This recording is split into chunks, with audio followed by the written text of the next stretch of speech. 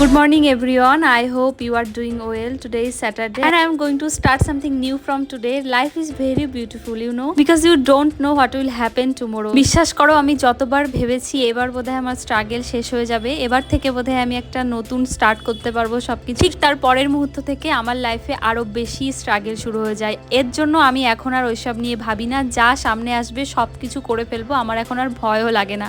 তো আজকে ছিল শনিবার, সকালবেলা উঠে আমি এক কাপ গরম জল নিয়ে খেয়ে নিলাম, তারপরে রান্না তো করাই ছিল, সেগুলোকে একটু গরম করে নেব। যেহেতু শনিবার ছিল তাই বাড়ি থেকেও কাজ করছিল, কারণ আজকে আমাদের হাতে প্রচুর কাজ আছে, সেগুলোকে এক এক করে আমাদের সারতে হবে। আজকে আমাদের অনেকগুলো প্ল্যান আছে, সেই সব কিছু করবো। তার আগে আমি একটু সকালে উঠে বইটা একটু পড়ে নিই, অনেকটাই শেষ হয়ে গেছে, আর একটুখানি করলেই শেষ হয়ে যাবে। তো তারপরে স্নান করে খাওয়া দাওয়া করে বেরোবো। ছোটবেলা থেকে স্বাধীনভাবে বাঁচতে চাওয়া একটা মেয়ে যখন সবকিছু মনে করে গুছিয়ে নিয়েছে, ঠিক তখনই ভগবান আরও একটা বড় পরীক্ষার সম্মুখীন করে দেয়।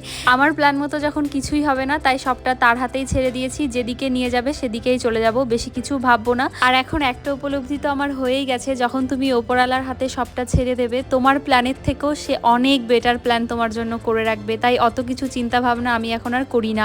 সকালে স্নান সেরে পুজোটাও করে নিলাম। আগের দিন যে কর্পূরগুলো কিনে এনেছিলাম সেগুলো এখন আমি জ্বালাই প্রত্যেক দিন, ঘর থেকে খুব সুন্দর একটা সেন্ট আসে। তো জানো তো, আমি যে গ্রাম থেকে বড় হয়েছি সেখানে মেয়েরা উচ্চ আকাঙ্ক্ষা বা উচ্চ স্বপ্ন দেখা তো অনেক দূরের কথা, স্বপ্ন দেখতেই ভয় পেত। আর সেই জায়গা থেকে আমি 2016 সালে যখন উচ্চ মাধ্যমিক পাশ করি, বাড়ি থেকে প্রায় 2.5 ঘন্টা জার্নি করে কলেজে যাওয়ার সিদ্ধান্ত নিয়েছিলাম। আর এই সিদ্ধান্তটাই ছিল আমার জীবনের সব থেকে ভালো একটা সিদ্ধান্ত। আমরা যদি বড় মানুষদের সান্নিধ্যে না আসি, তাহলে আমরা জীবনের আসল মানেটাই না বুঝতে পারি না। আমি যে ম্যাডামদের কাছে পড়েছি কলেজে, তাদের দেখে আমার প্রথমবারের জন্য মনে হয়েছিল আমি তাদের মতো হব, পিএইচডি করব, আমি নেট সেট পাস করব, কলেজের চাকরির পরীক্ষা দেবো। তারপর 3 বছর কেটে যায় আমার গ্রাজুয়েশনের। মাস্টার্সে ওঠার প্রথম বছরেই আমি নেট পাস করি এবং তারপরে সেটটাও পাস করি। যাদবপুর ইউনিভার্সিটি থেকে আমি মাস্টার্স এবং আমার বিএডও কমপ্লিট করি। জীবনে সেভাবে কোনোদিন কারো গাইডেন্স পাইনি, নিজে নিজেই যা ভালো বুঝেছি সেটাই করেছি, আর এটাই আমার জীবনের সব থেকে বড় একটা শিক্ষা। 2023 সালে আমার গতানুগতিক পড়াশোনা শেষ হয়ে যায় এবং তারপর 2025 সালে আমি একটা চাকরির পরীক্ষায় পাসও করে আছি, সেটার ইন্টারভিউ কমপ্লিট হয়ে গেছে, শুধু কাউন্সিলিং বাকি। জানি না কবে হবে, আদেও হবে কিনা। তো আমিও সেই ফেজটাই কাটাচ্ছি, ডিপ্রেশন, অ্যাংজাইটি। কিন্তু আমি আমার মধ্যে না এই নেগেটিভিটিগুলো আর আসতে দিতে চাই না। জীবনে বহুত নেগেটিভিটি কাটিয়ে আজকে আমি এই জায়গায় এসে দাঁড়িয়েছি, তাই কোনো শর্তেই আমি আমার পজিটিভিটিটাকে হারাতে চাই না। জানি সব সময় সম্ভব হয়ে ওঠে না, কিন্তু চেষ্টা করব আমি অবশ্যই।